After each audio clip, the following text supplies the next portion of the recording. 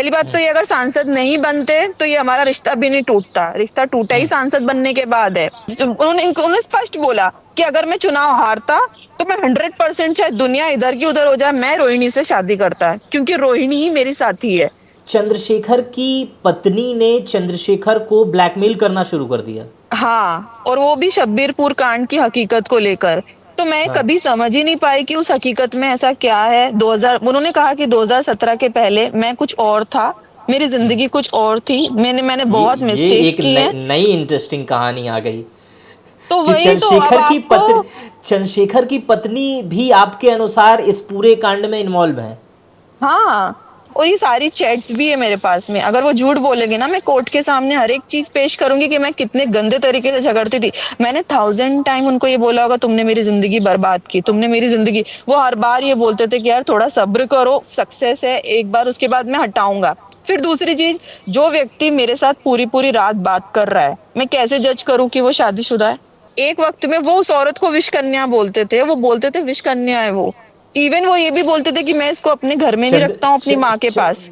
चंद्रशेखर अपनी पत्नी को विषकन्या बोलते थे।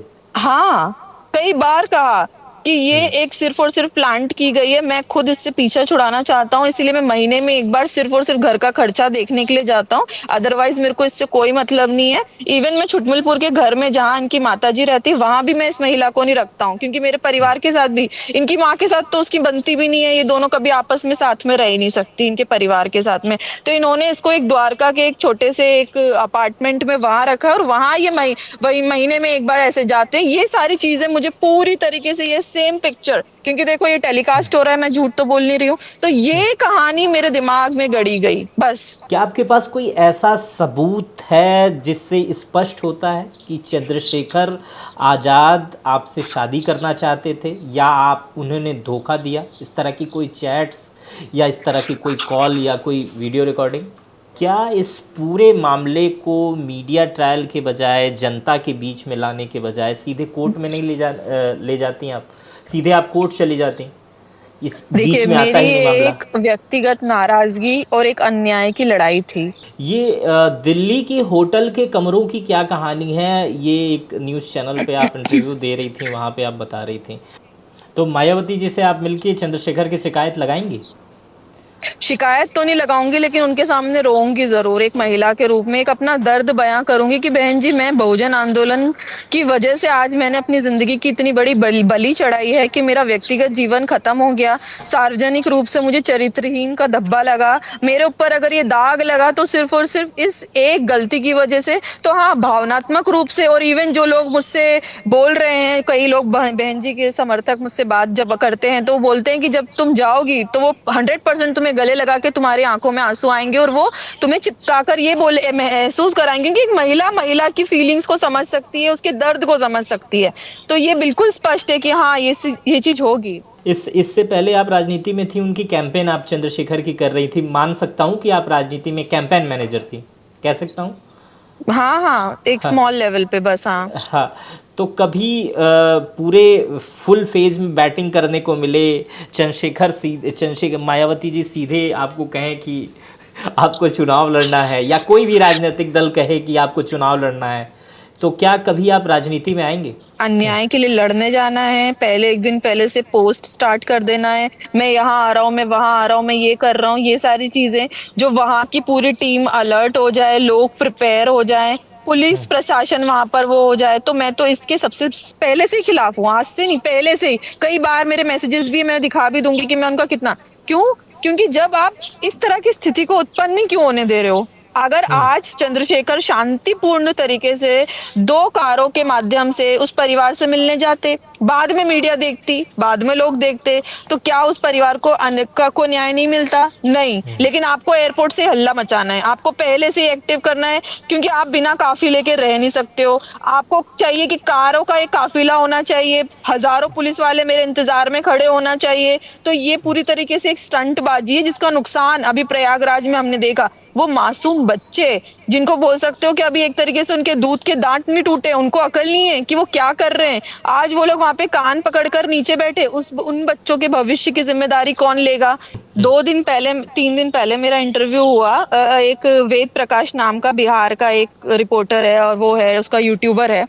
उसने काफी दिनों से रिक्वेस्ट की कि मैडम आप इंटरव्यू दो ये, लेकिन मैं नहीं दे रही थी किसी को भी इस तरह से इंटरव्यू।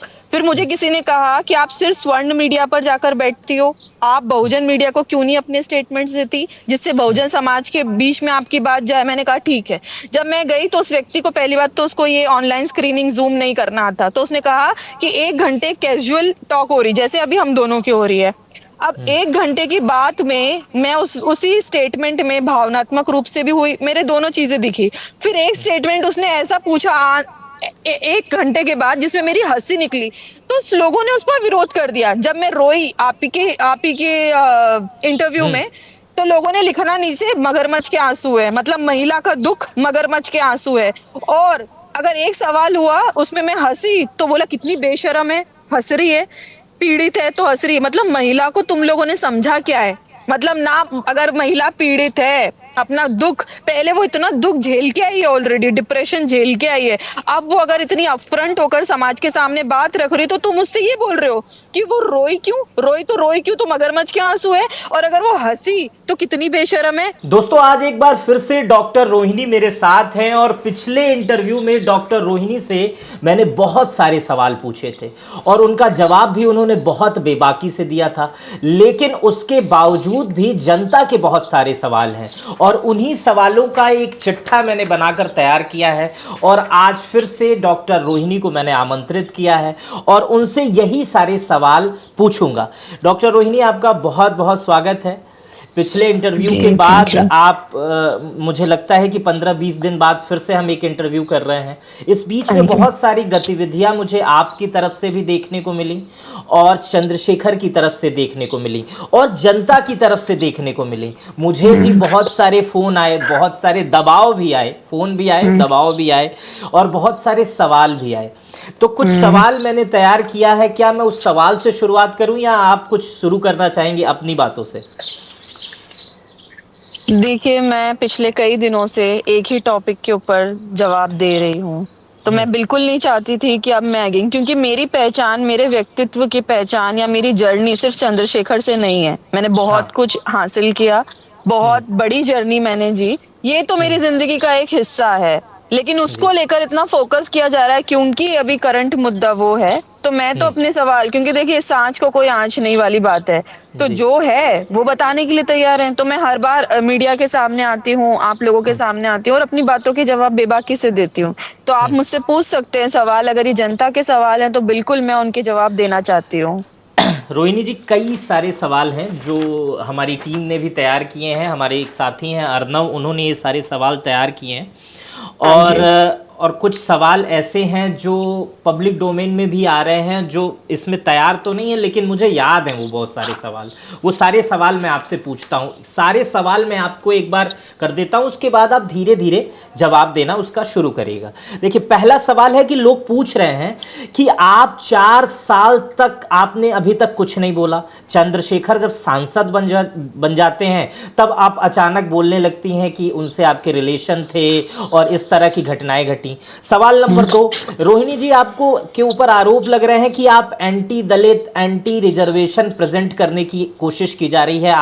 आपको पूरे लोग यही कह रहे हैं कि आप एक एंटी दलित है और एंटी रिजर्वेशन आपको प्रेजेंट करने की कोशिश की जा रही है। कुछ लोगों का आरोप है कि आप मनुवादी और ब्राह्मणवादी एजेंडा चला रही हैं। तीसरा सवाल जो आपके ऊपर यह है कि क्या आपके पास कोई ऐसा सबूत है जिसमें यह स्पष्ट होता है कि चंद्रशेखर आजाद द्वारा आपको धोखा दिया गया है? मतलब क्या कोई आपके पास ऐसी चैट्स या ऐसी कॉल रिकॉर्डिंग या कोई ऐसा मेल उपलब्ध है जिसमें चंद्रशेखर द्वारा आपको कहा गया था कि उससे शादी करूंगी, आपसे वो शादी करेंगे, या इस टाइप की कोई चैट है? चौथा सवाल है कि आपको लगता है कि इस केस को मीडिया ट्रायल करने के बजाय, जनता के बीच में लाने के बजाय सीधा आप कोर्ट में ले जा सकती थी? पांचवा मेरा सवाल है कि क्या आपके पास जो पुराने एक चैट्स कुछ वायरल हो रहे हैं जिसमें आप चंद्रशेखर को भाई भाई कहते हुए नजर आ रही हैं, तो ऐसा कब क्या हो गया, रिश्तों में बदलाव अचानक कब कैसे आ गया कि भाई से आप सीधा रिलेशन की बात करने लगी? और आपने कई जगह पे आरोप लगाया है कि दिल्ली के होटलों में भी कई बार चंद्रशेखर ने आपको आमंत्रित किया है, बुलाया है। इसके अलावा और भी मेरे बहुत सारे सवाल हैं, जैसे कि उत्तर प्रदेश की पूर्व मुख्यमंत्री मायावती जी के कुछ बड़े नेताओं का कहना है कि मायावती जी अगर आपसे मिलें तो आप उनसे ये प्रेजेंटेशन किस टाइप से रखेंगी? या जो कुछ दिन पहले अभी चंद्रशेखर प्रयागराज गए थे और उनके जाने के बाद से वहाँ पे बहुत सारे लोगों पर मुकदमे दर्ज हुए, जिस पे बीएसपी से लेकर आप भी इस पर सवाल उठा रही हैं कि चंद्रशेखर की वजह से ये लोगों का करियर बर्बाद हुआ। तो ये मैंने अपने 6-7 सवाल आपके ऊपर दाग दिए। अब इसका एक एक करके आप जवाब दीजिए। पहले सवाल पे आ जाते हैं कि आपने 4 साल तक कुछ नहीं बोला, लेकिन अचानक जैसे ही चंद्रशेखर सांसद बन गए वैसे ही आप जो है मीडिया की लाइमलाइट में आ गई और आपने आरोप चंद्रशेखर पर धड़ाधड़ लगाना शुरू कर दिया। रही बात 4 साल की, तो जब रिश्ते में थे तो फिर आरोप कैसे लगाती और क्या बोलती? चीजों की हकीकत तो बाद में पता चली ना, विरोध हुआ। और रही बात सांसद बनने के बाद, ये तो मैं अब इस सोच का और इस उस दिन का शुक्रगुजार मानती हूँ कि मैंने उनके सांसद बनने के 4 या 5 महीने पहले दिसंबर 2023 को फर्स्ट ट्वीट किया था। उस वक्त वो कुछ भी नहीं थे। अगर लालच होता, अगर ये देखती कि आज नहीं कल ये आदमी सांसद बनेगा, करोड़ों का फायदा पहुंचाएगा मुझे, पॉलिटिकल फायदा पहुंचाएगा, तो मैं चुप रहती, मैं सोचती कोई बात नहीं। लेकिन वो विरोध मेरा एकदम नेचुरल था कि जो हुआ उसके बाद। और सवाल जवाब, अगर आप मेरे पहले ट्वीट को जो विरोध में ट्वीट किया उसमें मैंने ये कहा था कि क्या ये सही है या मैंने तो इनके ऊपर भरोसा किया, इस रिश्ते में आई, आंदोलन के साथ चली, और इन्होंने मुझे समाज का वास्ता देकर और उस तरह की अजीब से एक्सक्यूजेस देकर छोड़ दिया। तो एक औरत के जीवन का क्या, उसको लेकर मैंने एक बहुत बड़ा लंबा चौड़ा, वो कई लोगों के पास सेव भी होगा, अगर आप उसकी भाषा को पढ़ेंगे तो ये कहना बिल्कुल गलत है कि सांसद बनने के बाद विरोध कर रहे हैं। पहली बात तो ये, अगर सांसद नहीं बनते तो ये हमारा रिश्ता भी नहीं टूटता, रिश्ता टूटा ही सांसद बनने के बाद है। तो यही तो सोच मैं भी बताना चाहती हूँ कि संघर्ष में आपको लड़की चाहिए। संघर्ष के वक्त आप चाहते हो कि मेरा साथी मेरे साथ रहे, लेकिन जैसे ही आप किसी तरह की कोई एक छोटी सी जीत हासिल करते हो, आप सबसे पहले, मतलब वही जिस लाठी के सहारे आप चले, सबसे पहले उस लाठी को फेंक दिया, वो वाला ही व्यवहार किया। पहली चीज। दूसरी चीज कि सांसद बनने तक की भी जर्नी में मैं पूरी तरह से सपोर्टिव रही। मेरा पहला जब गुस्सा निकला, जब मैंने एकदम तर्क वितर्क करना शुरू किए लोगों के सामने, उस टाइम पे मैंने मीडिया ट्रायल नहीं किया था, मैंने सिर्फ ट्वीट किया था, और उसके बाद चीजें संभाल ली थी इन्होंने, और परिवार के लोगों ने भी काफी, और उसका एक्सप्लेनेशन मैं दे चुकी हूँ। इन्होंने कहा कि देखो, ताकत मिलती है ना तो हर फैसले का सम्मान होता है, ये चंद्रशेखर का तर्क था। तो जब तक ताकत हासिल नहीं होगी हम किसी भी फैसले को ले, आज मैं ऑलरेडी स्ट्रगल कर रहा हूँ, इस बीच अगर मैं शादी करने का फैसला करता हूँ तो ये समाज विरोधी हो जाएगा। लेकिन अगर मैं कुछ सफल हुआ, कुछ बना, तो उसके बाद अगर मैं फैसला लेता हूँ तो एक्सेप्टेंस मिलेगी। तो मैंने कहा ठीक है, सांसद बने। उसके बाद फिर अब आपने कहा कि ये उसके बीच भी, उसके 1 साल बाद तक भी विरोध क्यों नहीं किया? सितंबर में ये इटली आए, ऑस्ट्रिया आए, 3 दिन का इनका दौरा था, मैं भी इनके साथ थी उस वक्त, हम लोग मिले यहाँ पर। उस दौरान हमारी फाइनल, क्योंकि मैं भी इनसे फाइनल टॉक चाहती थी, क्योंकि उस टाइम पे मेरी पीएचडी की वजह से मैं इंडिया नहीं आ पाई, तो मैं चाहती थी कि अब बातें क्लियर हो। तो हम लोग, जब मैं ऑस्ट्रिया गई तो इन्होंने कहा ठीक है, अभी हम तो फ्लाइट से जा रहे हैं, तो हम लोग सेम फ्लाइट में ऑस्ट्रिया से इटली गए। तो हमारी 1.5 घंटे की फ्लाइट थी, उसके पहले भी हम एयरपोर्ट पे साथ रहे। तो हमारी इस पे चर्चा हुई, मैंने बोला मुझे अब फाइनल कंक्लूजन चाहिए, क्या चाहते हो? ये सही नहीं है। इनको मैंने रिक्वेस्टिव वे में बोला कि ये सही नहीं है, ये आंदोलन के हिसाब से सही नहीं है, ये पॉलिटिकल के हिसाब से सही नहीं है, ये व्यक्तिगत जो मुझे आप इतना बड़ा एक धोखा दे रहे हो ये भी सही नहीं है। मैंने इनको काफी, और हमारी इस पे घंटों चर्चा हुई इन 3-4 दिनों के दौरान, जब इनका यूरोप में दौरा था, हमारी घंटों इस बात पे चर्चा हुई कि ये सही नहीं है। तो इन्होंने काफी इमोशनली भी समझाया, काफी अलग अलग तरीके से समझाया, इवन धमकाया भी, दोनों तीनों तरीके से इन्होंने मुझे बोला। पहले तो इन्होंने इमोशनली समझाया कि देखो हमारी समाज ना, हम बहुजन समाज से आते हैं और वहां पर ना ये सब चीजें सही नहीं है। बोले मैं अगर, उन्होंने स्पष्ट बोला कि अगर मैं चुनाव हारता तो मैं 100% चाहे दुनिया इधर की उधर हो जाए, मैं रोहिणी से शादी करता है, क्योंकि रोहिणी ही मेरी साथी है। तो फिर मैंने कहा कि तुम्हारी राजनीति मेरा जीवन तय करेगी क्या, मेरी भावनाएं तय करेगी क्या? अगर तुम जीतोगे तो तुम जनता के या और किसी के, और अगर तुम हारोगे तो तुम रोहिणी के। ये सोच क्यों है? क्या अच्छा, आपको पहले एक खिलौना समझ आ रहा है? पहले उन्होंने कहा था कि शादी जो है वो चुनाव के बाद, सांसद बनने के बाद करेंगे। हाँ। और उसके बाद से कहा था कि अगर हारा तो फिर शादी हो जाती। हाँ, मतलब दोनों ही इस केस में तो देखो ना, कितना कंफ्यूज किया उन्होंने मुझे इस चीज को हाँ लेकर। पहले कहा कि ताकत मिलती है तो फैसले लिए जाते हैं, ठीक है। हाँ अब हाँ वो ये हाँ बोलने लगे कि अब मैं हार जाता तो हाँ। फिर तो मैं रोहिणी के साथ। तो मैं ही सोच रही हूँ कि आप ये गेम खेल रहे हो क्या? आपको खुद बातों से समझ आ रहा होगा कि एक लड़की की साइकोलॉजी को। तो मैं दोनों तरफ से गुस्सा थी कि पहले आपने कहा कि जीतने में मेरा साथ दो, हम बनते हैं पहले, हम सफलता हासिल करते हैं, या तुम बनो या मैं, उसके बाद हम फैसला लेंगे। और जब बन गए तो तुम ये बोल रहे हो कि देखो अगर मैं हार जाता तो मैं ये कर सकता था। तो मतलब तुमने मुझे खिलौना समझा है, साइकोलॉजिकल भी तुम इस चीज की बात कर रहे हो। इसी से विवाद का एक बहुत बड़ा जन। तो फिर मैं अपने आप को बड़ा ही ठगा महसूस करने लगी, बड़ा डिप्रेस्ड महसूस करने लगी कि ये व्यक्ति दोनों तीनों तरफ से सिर्फ खेल रहा है, पॉलिटिकली भी, इमोशनली भी, चट भी इसकी पट भी इसकी, वो वाला हिसाब कर रहा है। तो वहां से काफी विरोध। फिर मैं इंडिया आ गई अक्टूबर में, अपने परिवार के साथ रही 3 महीने। वहां पर डिग्री लेकर आई, मैंने अपने परिवार से बात की, उन्होंने मुझसे बात की, उन्होंने कहा। फिर एक वक्त तो चंद्रशेखर भी ये बोल रहे थे कि मैं परिवार के पास आऊंगा इंडिया में, घर पे इंदौर में, और मैं बात करूंगा मम्मी पापा से। लेकिन उसके बाद तो इनको सफलता का जो गुरूर चढ़ा, इंसान को इंसान नहीं समझ रहे थे। सिर्फ मुझे ही नहीं, अपने कार्यकर्ताओं के साथ बुरा व्यवहार, अपने साथ के लोगों के साथ बुरा व्यवहार। तो मैं बड़ी परेशान हो रही थी कि एक छोटी सी सफलता ने तुम्हारे सिर पे एकदम वो नशा चढ़ा दिया कि तुम किसी को कुछ नहीं समझ रहे हो। और फिर back to back wrong decisions, back to back wrong decision, politically भी, सोशली भी, और पर्सनली भी। तो ये सारी चीजें तब निकल कर आने लगी। अब उसके बाद भी देखो, एक वक्त तक तो मैंने सोचा कि छोड़ो यार, चलो हो गया जो होना था, अपनी जिंदगी अपनी किस्मत है, छोड़ दो इसको। लेकिन जब मैं सामाजिक जीवन में आई, जब मैंने भी अपना एक संगठन बनाया, अपना जन पावर फाउंडेशन बनाया, उसके बाद लोगों की जब व्यक्तिगत और एक सामाजिक छवि मेरी बनी, और उसके ऊपर सवाल जवाब हुए, वहां मेरा एग्रेशन शुरू हुआ कि अब मैं स्पष्टीकरण चाहती हूँ। अब मैं बोलूंगी, अब मैं दिखाऊंगी कौन नहीं। देखो, एक लड़की का जीवन है मित्रा, मैं आपको एक चीज बोलूंगी इस चीज में, कि एक लड़की हार्ट ब्रेक भी फेस करे अपनी लाइफ में, ट्रू लव भी वही करे, सारे सेक्रीफाइसेस वो करे, समाज से, जाति से, अपने परिवार से लड़के उस इंसान के साथ खड़ी हो, और बाद में वो व्यक्ति उसको छोड़ के भी जाएगा, धोखा भी देगा। और जब वो लड़की लड़ना शुरू करती है, बोलना शुरू करती है कि गलत हुआ है, उसके बाद भी समाज यही बोलता है। ये क्यों? मैं इससे सहमत हूँ आपसे। हम्म। रोहिणी, एक सवाल इस बीच में आ गया, हालांकि वो हमारे सवाल का हिस्सा नहीं था, लेकिन चूंकि ये मीडिया पे ट्रायल हो रहा है तो इस पे एक सवाल है व्यक्तिगत। चंद्रशेखर आपके साथ रिलेशन में थे, तो उनकी शादी पहले हो चुकी है, ये अभी आपको ये बात तो पता है।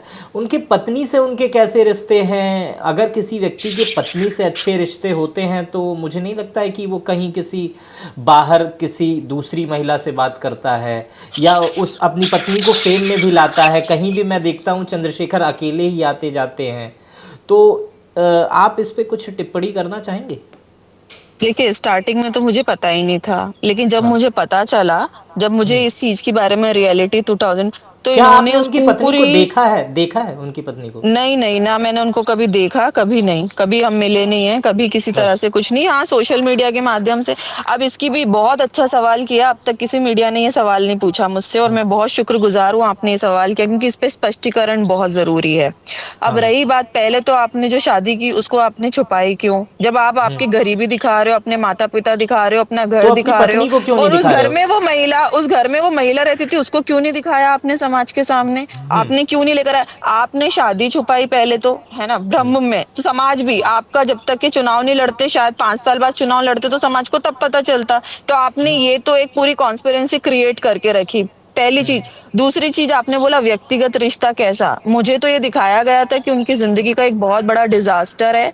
एक महिला जो कहीं ना कहीं से प्लांटेड की गई उनकी जिंदगी में, सेम वर्ड्स है चंद्रशेखर के जो एग्जैक्ट मैं बोल रही हूँ। उन्होंने कहा कि वो महिला, तुम जानती हो बहुजन आंदोलन में महिलाओं का इस्तेमाल किया जाता है किसी भी तरह से बहुजन आंदोलन को प्रभावित करने के लिए। तो मैं भी एक ऐसे षड्यंत्र का शिकार हुआ हूँ रोहिणी। 6 महीने पहले ये महिला मेरे घर में आकर रहने लगी, कई लोगों को पता चला चलना, मैंने अपने आंदोलन को बचाने के लिए सिर्फ एक कॉन्ट्रैक्ट मैरिज की है, उसमें भी कई शर्तें हैं। मैंने कहा कि इंडिया में कॉन्ट्रैक्ट मैरिज कब से होने लगी, अब्रॉड में मैंने कॉन्ट्रैक्ट मैरिज सुनी हाँ थी, लेकिन हाँ इंडिया में कौन सी होती है। तो इन्होंने मुझे एक्सप्लेनेशन दिया, 1000 टाइम इन्होंने ये कॉन्ट्रैक्ट मैरिज वाला वर्ड यूज किया।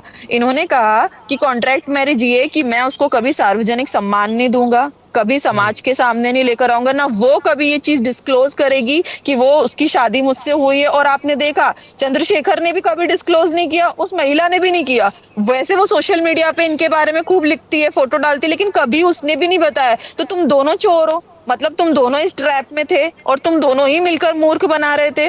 पहली चीज। दूसरी चीज, उन्होंने कहा कि रोहिणी मुझे इससे बचाओ, उनके वर्ड्स थे, क्योंकि वो जानते थे कि मैं आंदोलन के प्रति कितनी ईमानदारी से काम कर रही थी। तो उन्होंने कहा कि देखो अब मैं इस षड्यंत्र का शिकार हो चुका हूं, तो मैं इससे निकलना चाहता हूं, इसमें तुम मेरी मदद करो। तो आज निकल मैं उसको इस दिमाग से निकालूंगा कि कभी किसी को ये भी ना फील हो, ना वो अटैक करे। फिर इन्होंने एक और चीज बोली, जब हमारा झगड़ा हुआ, जब मैंने कहा शादी के लिए कि अब मुझे शादी करनी है, अब हमारा जब बहुत लेट हुआ ये 2023 आते आते, तो मैंने कहा कि अब हो गए हमारे रिश्ते को 2-3 साल, अब हमें शादी करनी है, इसका क्या।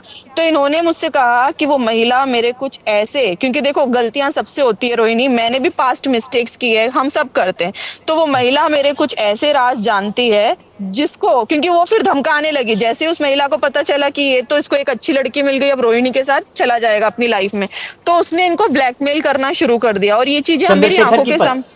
चंद्रशेखर की हाँ पत्नी ने हाँ। उन्होंने इसको। चंद्रशेखर चंद्रशेखर की पत्नी ने चंद्रशेखर को ब्लैकमेल करना शुरू कर दिया। हाँ, और वो भी शब्बीरपुर कांड की हकीकत को लेकर। तो मैं हाँ कभी समझ ही नहीं पाई कि उस हकीकत में ऐसा क्या है। 2000, उन्होंने कहा कि 2017 के पहले मैं कुछ और था, मेरी जिंदगी कुछ और थी, मैंने बहुत ये मिस्टेक्स एक की हैं। नई इंटरेस्टिंग कहानी आ गई तो कि वही तो अब आपको। चंद्रशेखर की पत्नी भी आपके अनुसार इस पूरे कांड में इन्वॉल्व है। हाँ, उसको सब कुछ बाद में पता चला, तो उसके बाद उसने धमकाया उनको, और फिर इन्होंने मेरे सामने, फिर ये मुझे ना ये सारी चीजें रो रो के एक्सप्लेन करते थे कि रोहिणी मेरा तो जीवन बर्बाद हो गया। फिर दूसरी चीज, तो फिर उन्होंने ये चीज मुझे बताना शुरू करी कि वो इस आंदोलन को ही खत्म कर देगी, तो हम शादी करके क्या कर लेंगे। फिर उन्होंने मेरे दिमाग में ये चीज डालना शुरू करी कि अगर हम शादी करते हैं, लेकिन ये आंदोलन को जिस तरीके से बर्बाद करने की वो धमकी दे रही है, अगर वो हुआ तो हम दोनों ने तो सपना सजाया कि हम लोग बहुजन आंदोलन चलाएंगे, फिर ये चीजें खराब हो जाएगी। तो फिर उन्होंने मुझे ये बोला कि ठीक है, थोड़ा वक्त इंतजार करो। वो बार बार मेरे को बोलते हैं कि कच्चे फल वो नहीं देते, मिठास नहीं देते, फल को पकने दो, उस पे के बाद। तो मतलब एक से सारे एग्जांपल्स, और ये सारी चैट्स भी है मेरे पास में। अगर वो झूठ बोलेंगे ना, मैं कोर्ट के सामने हर एक चीज पेश करूंगी कि मैं कितने गंदे तरीके से झगड़ती थी। मैंने 1000 टाइम उनको ये बोला होगा, तुमने मेरी जिंदगी बर्बाद की, तुमने मेरी जिंदगी। वो हर बार ये बोलते थे कि यार थोड़ा सब्र करो, सक्सेस है एक बार, उसके बाद मैं हटाऊंगा। फिर दूसरी चीज, जो व्यक्ति मेरे साथ पूरी पूरी रात बात कर रहा है, मैं कैसे जज करूं कि वो शादीशुदा है, मैं कैसे बोलूं कि वो शादीशुदा है। जिसका सुबह उठ के सबसे पहले मुझे फोन करना, जिसकी हर एक एक्टिविटी का मुझे पता होना, जिसकी हर सीक्रेट मुझे पता होना, जिसकी हर एक गतिविधि मुझे पता होना, वो कब कहाँ जा रहा है, वो अखिलेश जी से मिलने जाएंगे, वो तेलंगाना के चीफ मिनिस्टर से मिलने जाएंगे, वो मध्य प्रदेश के चीफ मिनिस्टर से मिलने जाएंगे, हम प्लान करेंगे। तो हर चीज में मुझे तो कभी ये फील ही नहीं होने दिया कि कुछ और भी है। और इवन उनके जितने जो साथ के लोग हैं, मनीष उनके साथ रहता है, वो सब कुछ जानता है, उसके उनके साथ 2-4 लड़के और रहते हैं, वो सब जानते हैं। हम पूरे टाइम वीडियो कॉल करते थे, वो फ्लाइट में बैठेंगे तो वीडियो कॉल, कार में कहीं जाएंगे तो सब लड़के भी देखते थे कि हाँ इन दोनों का रिश्ता है, और सबको पता है उनके पदाधिकारियों के सामने, और सारी चीजें एकदम क्लियर थी। तो कभी पता ही नहीं चला इस चीज को लेकर। और फिर उन्होंने रिश्ते की सच्चाई जो बताई, उन्होंने एक वक्त में वो उस औरत को विष कन्या बोलते थे, वो बोलते थे विष कन्या है वो। इवन वो ये भी बोलते थे कि मैं इसको अपने घर में नहीं चंद्र रखता हूँ, अपनी च, माँ के च, पास। चंद्रशेखर अपनी पत्नी को विषकन्या बोलते थे। हाँ, कई बार कहा कि ये एक सिर्फ और सिर्फ प्लांट की गई है, मैं खुद इससे पीछा छुड़ाना चाहता हूँ, इसीलिए मैं महीने में एक बार सिर्फ और सिर्फ घर का खर्चा देखने के लिए जाता हूँ, अदरवाइज मेरे को इससे कोई मतलब नहीं है। इवन मैं छुटमलपुर के घर में जहाँ इनकी माताजी रहती है, वहां भी मैं इस महिला को नहीं रखता हूँ, क्योंकि मेरे परिवार के साथ भी, इनकी माँ के साथ तो उसकी बनती भी नहीं है, ये दोनों कभी आपस में साथ में रह ही नहीं सकती इनके परिवार के साथ में। तो इन्होंने इसको एक द्वारका के एक छोटे से एक अपार्टमेंट में वहां रखा, और वहां ये वही महीने में एक बार ऐसे जाते हैं। ये सारी चीजें मुझे पूरी तरीके से, ये सेम पिक्चर, क्योंकि देखो ये टेलीकास्ट हो रहा है, मैं झूठ तो बोल नहीं रही हूँ, तो ये कहानी मेरे दिमाग में गड़ी गई, बस ये इस तरीके से बताया गया। अच्छा, चंद्रशेखर अपनी पत्नी को अपने माँ के साथ नहीं रखते हैं। उनकी पत्नी मतलब बहुत हाई प्रोफाइल हैं क्या? मुझे जानकारी चूँकि है नहीं, वो देखो गाँव समाज। मैंने जहाँ तक मैं हाँ। जानती हूँ उस महिला की माता जी का बचपन में ही देहांत हो गया था जब ये तीन भाई बहन छोटे थे। तो हुँ। उसके बाद में इनके पिताजी काफी अल्कोहलिक हैं, तो ये शायद बुआ के घर पे पली बड़ी है या कोई एक छोटे किराए के घर में।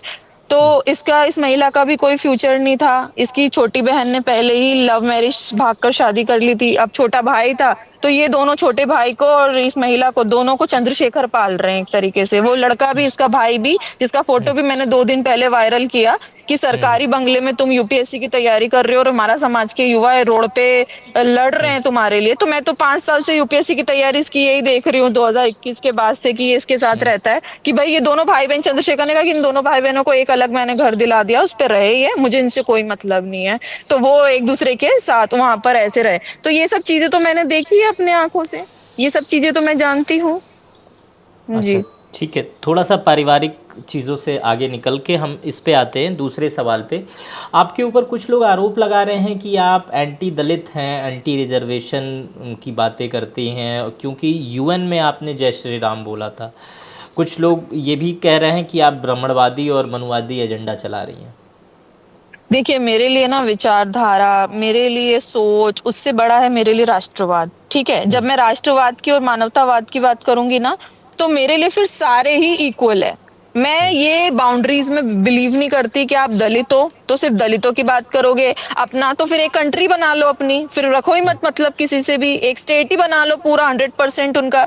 जब हम इक्वली सबके साथ रहते हैं, मैं जानती हूँ कि कई पीड़ा है दलित समाज के अंदर जो सालों से हम झेल रहे हैं, लेकिन इसका सॉल्यूशन क्या? चलो अम्बेडकरवाद पे काम करने वाले तो ये 90% लोग हैं, ठीक है, एग्जैक्टली कर रहे हैं, मुझे चेंज करने दो। मैं चाहती हूँ कि स्वर्णों के साथ सहयोग के साथ काम किया जाए तो परिवर्तन होगा। ये सब संघर्ष कर रहे हैं, मैं सहयोग के साथ आंदोलन को आगे बढ़ाना चाहती हूँ। देखते हैं कौन आगे जाकर ज्यादा फायदा पहुंचाएगा समाज को, पहली चीज। दूसरी चीज, राम मंदिर के ऊपर जब मेरी स्पीच थी, तो राम मंदिर की बात मैं जय श्री राम के नारे से नहीं लगाऊंगी या बात नहीं रखूंगी, तो क्या मैं जय भीम के नारे से राम मंदिर की बात करूंगी? ये तो पूरी तरह से डिफरेंट विचार। मैं ये बोलूं कि जय भीम मिस्टर प्रेसिडेंट, आज मैं राम मंदिर की बात करने जा रही हूँ, क्या समाज ये चाहता था कि मैं इस तरीके से अपनी बात रखूंगी?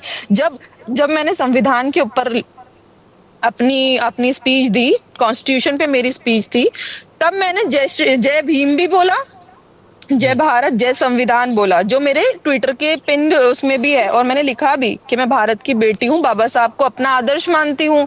उसको 1.2 मिलियन लोगों ने उस वीडियो को देखा, और फिर ये क्लियर है बिल्कुल कि मैं बाबा साहब के विचारों को, लेकिन मैं बाबा साहब के विचारों में एक नया वर्जन चाहती हूँ। बाबा साहब के विचारों में मैं राष्ट्रवाद चाहती हूँ, बाबा साहब के विचारों में मैं मानवतावाद चाहती हूँ। और मैं चाहती हूँ कि सिर्फ और सिर्फ अम्बेडकरवाद को या बहुजन आंदोलन को सिर्फ बहुजनों की तक सीमित ना रखा जाए, बल्कि सर्व समाज के सहयोग से आगे बढ़ाया जाए। क्योंकि एंड ऑफ द डे हम लोग राष्ट्र की बात करते हैं, हम एक अच्छा न्यू इंडिया चाहते हैं जहां पर ये जातीय हिंसा खत्म हो, जहां पर जातिवाद खत्म हो, जहां पर मानवतावाद हो, जहां पर गरीब और अमीर में एक गठजोड़ बने, अमीर का पैसा गरीबों की मदद आए, गरीबों के जिंदगी में परिवर्तन आए। तो ये मेरा पूरा आइडिया है इस सोच को लेकर। अच्छा, बहुत शुक्रिया इस जवाब का। तीसरे सवाल पे मैं आता हूँ। तीसरा सवाल मेरा ये है कि क्या ये बहुत सारे ये सवाल पूछे गए हैं, क्या आपके पास कोई ऐसा सबूत है जिससे स्पष्ट होता है कि चंद्रशेखर आज़ाद आपसे शादी करना चाहते थे या आप उन्होंने धोखा दिया? इस तरह की कोई चैट्स या इस तरह की कोई कॉल या कोई वीडियो रिकॉर्डिंग?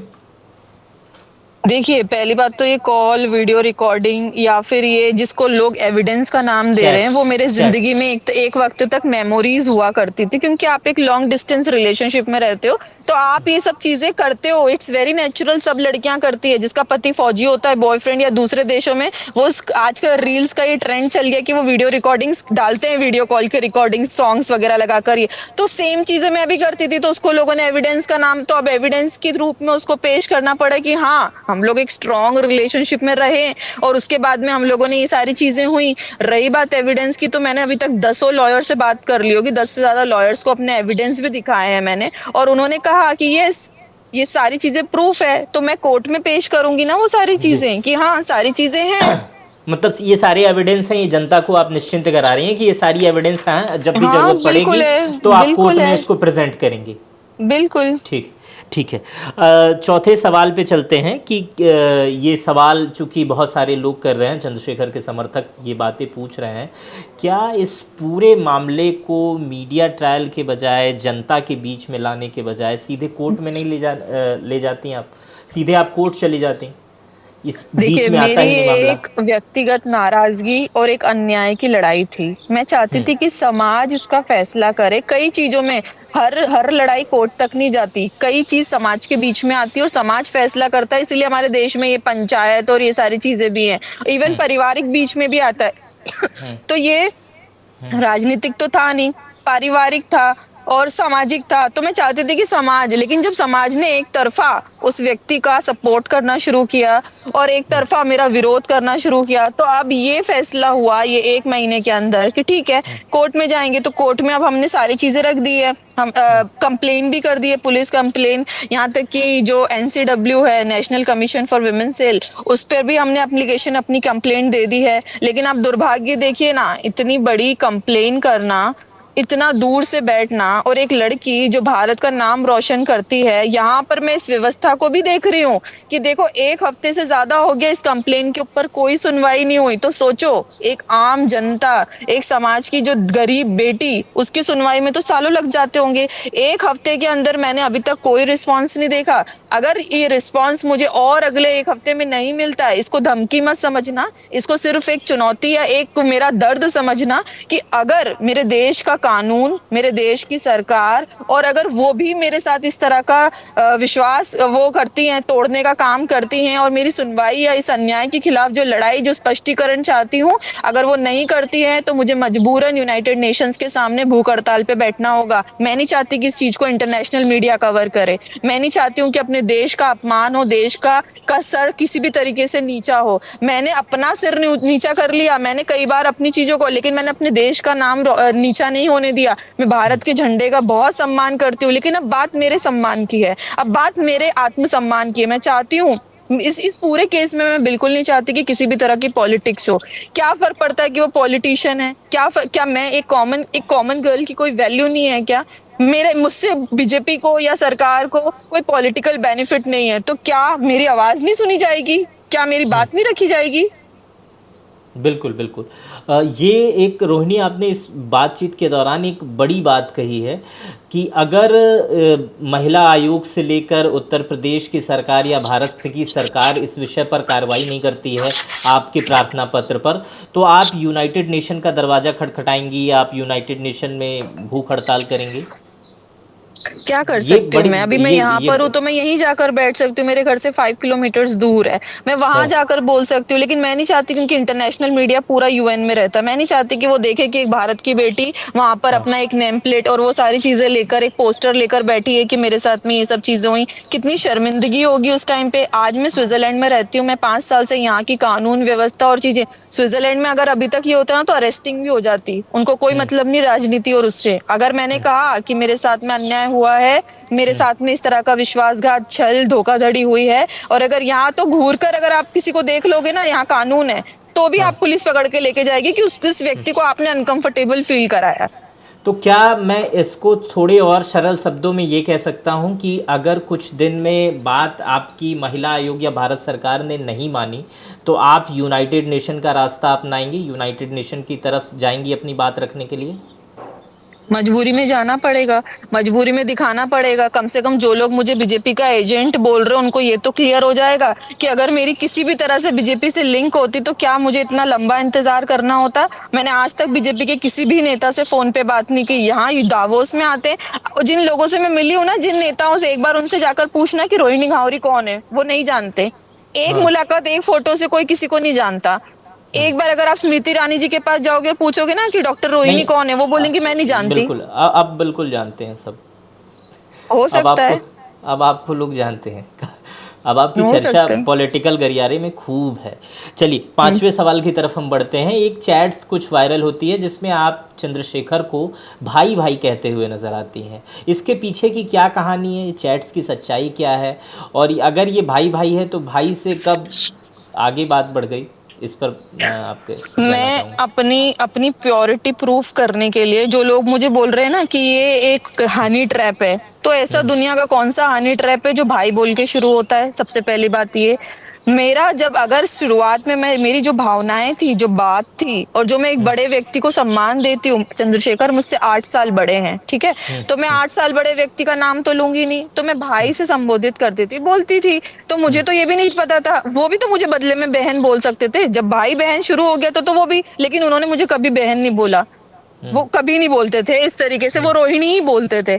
उसकी पहली चीज। दूसरी चीज कि अगर ये शुरुआत ऐसी हुई थी तो उसी को कंटिन्यू रखते तो आज मेरा जीवन बच जाता। लेकिन उनके अंदर भी ये सब चीजें ना 1 महीने बाद या 15 दिन से, जब उन्होंने मेरी लाइफ, अब एक्चुअली हुआ क्या, जैसे ही जून में हमारी बात स्टार्ट हुई, उसके बाद मैं ट्रेवल पे, इस पे ट्रिप पे निकल गई अपनी फ्रेंड के साथ में। तो वो मेरी इस पे भी देख लोगे आप, इंस्टाग्राम वगैरह पे। तो मैं इटली, फ्रांस, क्योंकि मैंने सेविंग्स की थी कुछ 6 मंथ्स पार्ट टाइम जॉब की, बहुत स्ट्रगल है यहाँ फॉरेन में, सारी चीजें। उसके बाद क्योंकि स्कॉलरशिप जो मिली है ना, उसका भी स्पष्टीकरण दे दूं, जिन लोगों को बहुत बड़ी गलतफहमी है कि मैंने स्कॉलरशिप के पैसों से अय्याशी की है, ये सारी चीजें।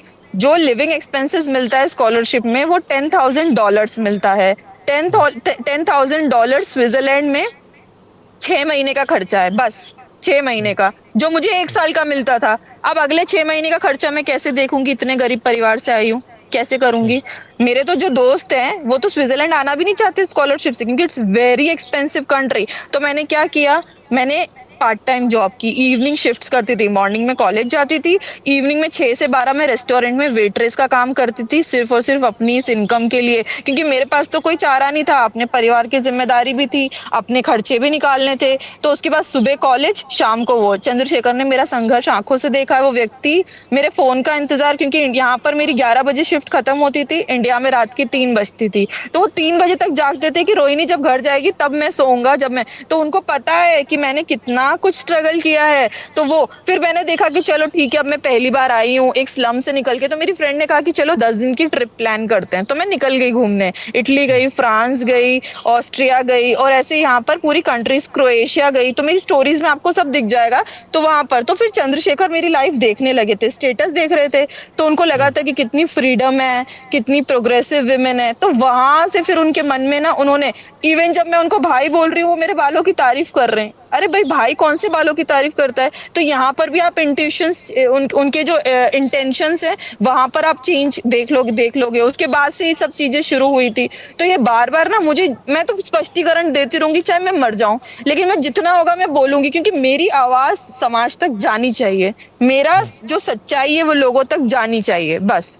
तो खुल के बताऊंगी अपनी बात, जो हुआ है, जो सारी चीजें हुई। तो ये चीजें ना वहां से, उसके बाद से चेंज आने लगा। अच्छा, रोहिणी जी, एक मेरे दो सवाल लास्ट के हैं। एक, ये दिल्ली के होटल के कमरों की क्या कहानी है? ये एक न्यूज़ चैनल पे आप इंटरव्यू दे रही थी, वहाँ पे आप बता रही थी। अभी एक बात मेरे ख्याल से आपने शायद नहीं की, इससे पहले आपने कहीं की है या नहीं? आपने जो बताया कि आप संघर्ष के समय में होटल में वेट्रेस का काम कर रही थी, ये बहुत मुझे लग रहा है कि संघर्षपूर्ण जीवन रहा आपका। उसके बाद स्विट्ज़रलैंड आने के बाद भी ये भी नई बातें हैं जो दर्शकों को पता चल रही हैं। ये आप एक इंटरव्यू दे रही थी जिसमें आप दिल्ली के होटल के कमरों की बात कर रही थी कि जिसमें चंद्रशेखर आपको बुलाते थे। इसके पीछे की क्या कहानी है? देखो, अभी हम इतने बोल्ड नहीं हुए हैं कि हम इस तरीके के, वो तो एक शिकायत पत्र था, कंप्लेन थी, उसमें मैंने ये स्पष्टीकरण दिया, क्योंकि एफआईआर में आपको एक एक चीज रियल लिखनी है, क्या हुआ, कैसे हुआ, कब मिले, तो मैंने दिया, और उसके बाद से ये बात हुई। लेकिन मैं अपने आप को इतना कंफर्टेबल या इतनी बोल्ड नहीं समझती हूँ कि मैं उसको इतना ज्यादा अपफ्रंट होकर, नहीं, आउटस्पोकन ठीक है, होकर मीडिया में कोई नहीं, बोलूं, एंड विच कोई इज नहीं, वेरी रॉन्ग।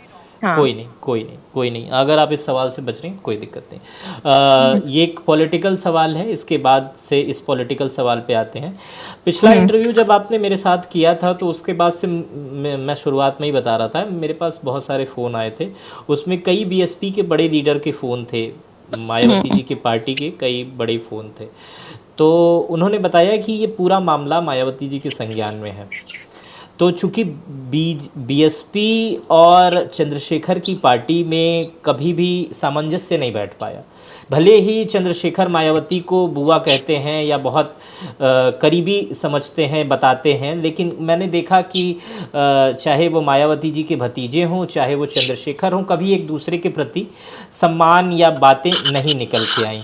और बीएसपी ये मानती ही नहीं है कि चंद्रशेखर की कोई पार्टी है, वो अभी भी अपने आप को बहुजन का सबसे बड़ी पार्टी मानती है। लेकिन चूंकि चंद्रशेखर अब सांसद बन चुके हैं, उनकी भी एक बहुत बड़ी फैंस फॉलोइंग है, जिसे नकारा नहीं जा सकता है।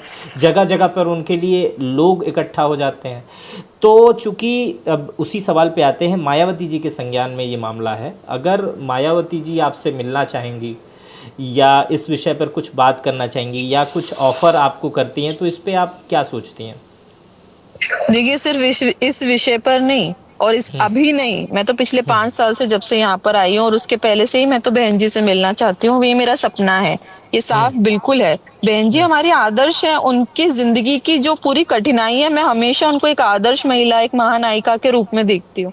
तो उनसे मिलने में मुझे कभी ये तो मेरी जिंदगी का सौभाग्य होगा कि वो मुझे मिलने बुलाएं और मैं उनसे मिलूं, क्योंकि कौन नहीं चाहता बहुजन समाज में उनसे मिलने। बहुजन समाज में क्या, देश में कौन नहीं चाहता उनसे मिलने।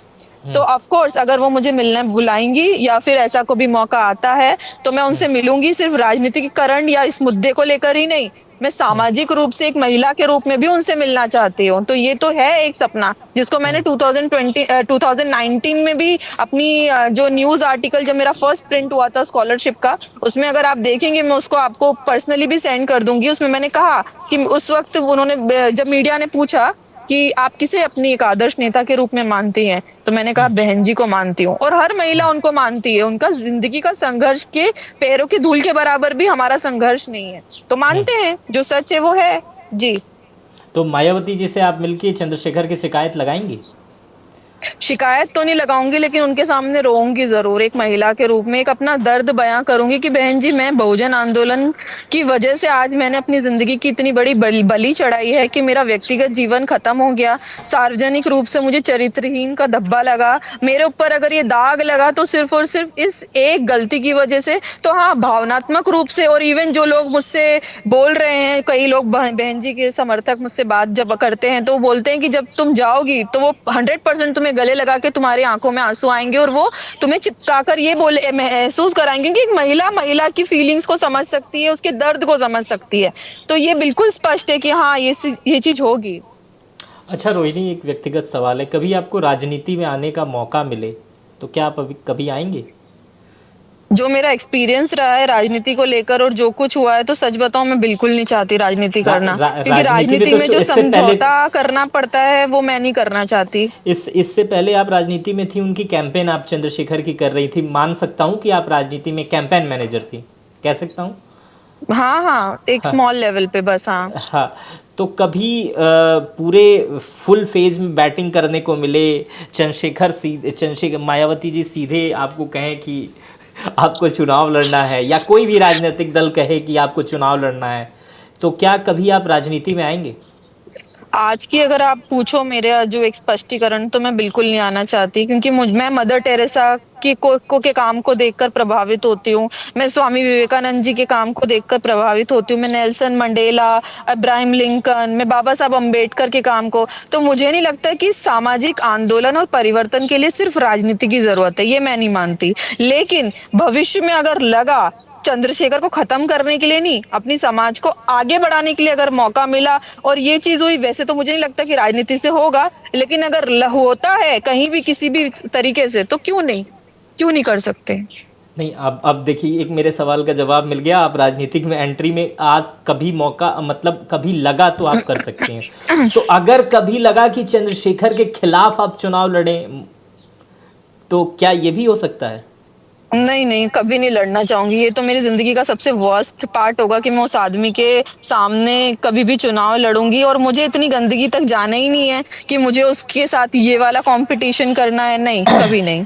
नहीं, आपके अनुसार जिस व्यक्ति ने आपको धोखा दिया, जिस व्यक्ति ने आपको छोड़ दिया, अगर मैं ऐसे कह सकता हूँ, तो उस व्यक्ति के खिलाफ अगर उसे लोकसभा में जिससे प्रसिद्धि मिली, उसे हराने का मौका मिले, तो आप क्यों नहीं जाएंगे?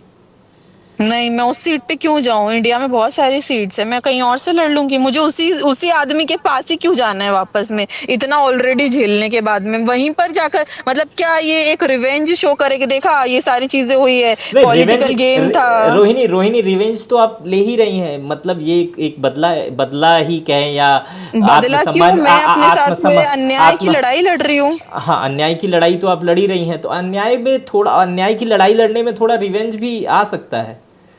चलिए, ये नहीं नहीं, पर्सनल ज़्यादा मुझे हो ये जाएगा। रिवेंज नहीं। हाँ, ये हम्म मैं, मुझे लग रहा है ये ज़्यादा आगे की बातें मैं कर ले रहा हूँ। अभी हम्म एक बीते दिनों चंद्रशेखर प्रयागराज गए थे, और प्रयागराज जाने के बाद जब वो वापस आए तो वहाँ पर एक बवाल जैसी स्थिति उत्पन्न हो गई, जिसके बाद बहुत सारे लोगों पर मुकदमे दर्ज किए गए। वहाँ के पुलिस अधिकारी ने कहा कि एनएसए भी लगाया जा सकता है, गंभीर धाराओं में मुकदमा भी दर्ज किया जा सकता है। इसको आप कैसे देखती हैं? देखिए, इस पैटर्न को तो मैं 2021 से चंद्रशेखर का देखती आ रही हूँ कि अन्याय के लिए लड़ने जाना है, पहले एक दिन पहले से पोस्ट स्टार्ट कर देना है, मैं यहाँ आ रहा हूँ, मैं वहां आ रहा हूँ, मैं ये कर रहा हूँ, ये सारी चीजें, जो वहां की पूरी टीम अलर्ट हो जाए, लोग प्रिपेयर हो जाए, पुलिस प्रशासन वहां पर वो हो जाए, तो मैं तो इसके सबसे पहले से ही खिलाफ हूँ। आज से नहीं, पहले से ही। कई बार मेरे मैसेजेस भी मैं दिखा भी दूंगी कि मैं उनका कितना, क्यों? क्योंकि जब आप इस तरह की स्थिति को उत्पन्न नहीं क्यों होने दे रहे हो? अगर आज चंद्रशेखर शांतिपूर्ण तरीके से दो कारों के माध्यम से उस परिवार से मिलने जाते, बाद में मीडिया देखती, बाद में लोग देखते, तो क्या उस परिवार को को न्याय नहीं मिलता? नहीं। लेकिन आपको एयरपोर्ट से हल्ला मचाना है, आपको पहले से ही एक्टिव करना है, क्योंकि आप बिना काफिले के रह नहीं सकते हो। आपको चाहिए कि कारों का एक काफिला होना चाहिए, हजारों पुलिस वाले मेरे इंतजार में खड़े होना चाहिए। तो ये पूरी तरीके से एक स्टंटबाजी है, जिसका नुकसान अभी प्रयागराज में हमने देखा। वो मासूम बच्चे, जिनको बोल सकते हो कि अभी एक तरीके से उनके दूध के दांत नहीं टूटे, उनको अकल नहीं है कि वो क्या कर रहे हैं, आज वो लोग वहां पे कान पकड़कर नीचे बैठे। उस उन बच्चों के भविष्य की जिम्मेदारी कौन लेगा? उन परिवारों के ऊपर जो भरपाई हुई है, नुकसान हुआ है। पहले चंद्रशेखर ने जब देखा तो पहले उन्होंने ये बोल दिया कि वो तो है ही नहीं हमारी पार्टी के, उनसे हमको कोई लेना देना नहीं। आप जब वो अरेस्ट हो गए तो आपने पलड़ा झाड़ लिया, फिर देखा आपने पूरा माहौल कि नहीं नहीं, लोग बहुत आक्रामक हो रहे हैं। उन्हीं की, स्पेशली जाटो कम्युनिटी के लोगों ने उनको बहुत फोर्स किया कि आप गलत कर रहे हो, काफी लोगों ने लिखा। तो शाम को उनका बयान आता है कि जो हमारे भाई जेल में हैं, उनकी उनकी जिम्मेदारी हम लेते हैं, उनको छुड़वाएंगे और हम उस सरकार से लड़ेंगे। तो आपने एक ही दिन में दो स्टेटमेंट दे दिए। पहले तो आपने ये बोला कि उनको हम जानते नहीं, आप फिर बाद में आपने कहा क्यों? क्योंकि उन बच्चों ने स्वीकार किया कि हम आजाद समाज पार्टी और चंद्रशेखर की वजह से यहाँ पर आए, भीम आर्मी के समर्थक है। एक बच्चा एक पीढ़ी का निर्माता है, और एक बच्चे का भविष्य बर्बाद करना पूरी उस पीढ़ी को खत्म करने के बराबर है। एक नस्ल को बर्बाद करो, आने वाले समय की सारी नस्लों को बर्बाद करने के बर्बाद करना है। तो जब हमारे युवाओं का भविष्य ही बर्बाद होगा, तो हम कौन से अम्बेडकरवाद और अम्बेडकर आंदोलन की बात कर रहे हैं? हमारी जिम्मेदारी मौलिक नहीं बनती है? मैंने आज अभी ट्वीट किया, उसके पहले लिखा, क्या चंद्रशेखर अपने बेटे, अपने भाई, अपने साले, अपने परिवार को ऐसे रोड पे कान पकड़ते हुए देखना चाहते हैं? क्या उनको वेंटिलेटर की सीट पे देखना चाहते हैं? जब तुम अपने खून के रिश्तों को वहां नहीं देखना चाहते, तो समाज के बच्चों को वहां तक पहुंचाने का तुम्हें क्या अधिकार है? आज एक एक बच्चे की जिम्मेदारी, और बेशर्मी की हद देखो। उसके बाद बैक टू बैक उनके इंस्टाग्राम पे रील्स आ रही है गानों के साथ।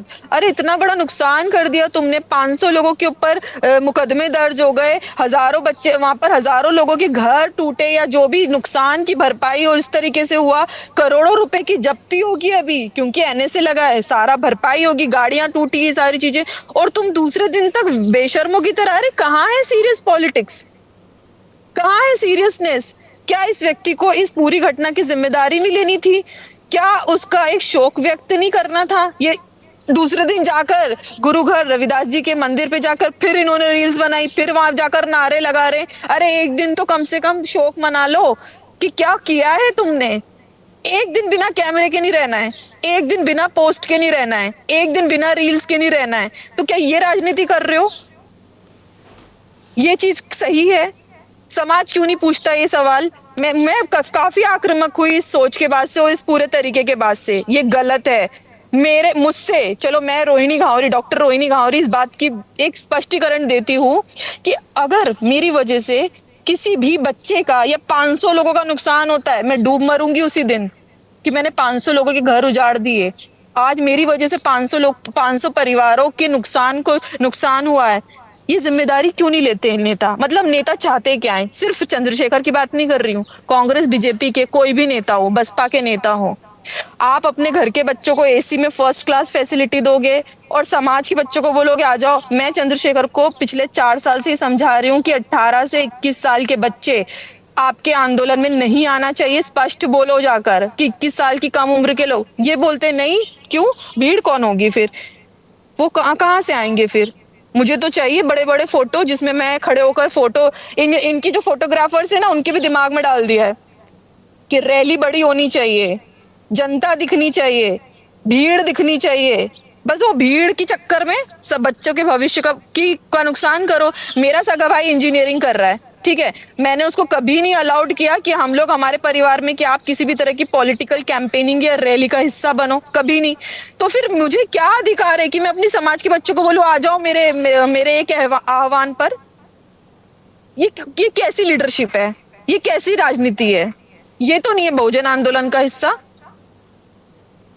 काफ़ी गंभीर आरोप हैं आपके चंद्रशेखर पर। आपने रोहिणी जी बहुत बहुत धन्यवाद कि आपने मेरे तमाम सवालों का इतने लगभग मुझे लग रहा है 40 मिनट तक आपने समय दिया और ये सारे सवालों का आपने मुझे लगता है उचित उत्तर भी दिया।